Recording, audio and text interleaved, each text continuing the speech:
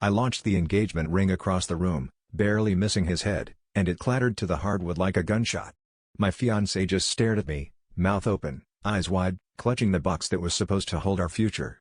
5 minutes earlier, his best friend, his best man, the guy who toasted us at every party, had cornered me outside the reception hall, hands shaking, voice as raw as I felt. He only proposed because I told him to. Because I'm in love with you, and he knew I'd tell you if he didn't. The words hit me like a slap. I'd always felt something electric between us, but I never thought the sparks were meant for a fire.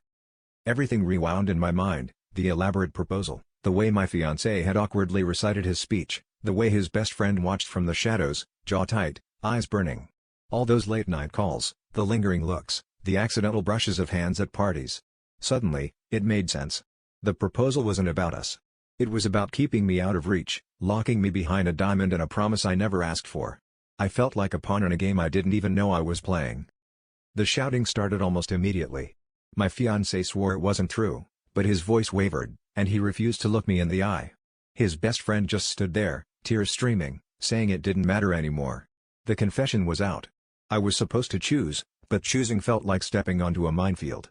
I wanted to scream, to throw things, to run, but I just stood there, frozen between two men who claimed they loved me, both of them liars in their own ways. What really gutted me wasn't the betrayal, but the realization that I'd let myself be swept along by someone else's love story. I'd ignored my own doubts, my own gut, because I wanted to believe in the fairy tale. Now, with the ring lying on the floor and two men begging for forgiveness, I finally understood what I'd been running from. I was never in love with either of them. I was just terrified of being alone.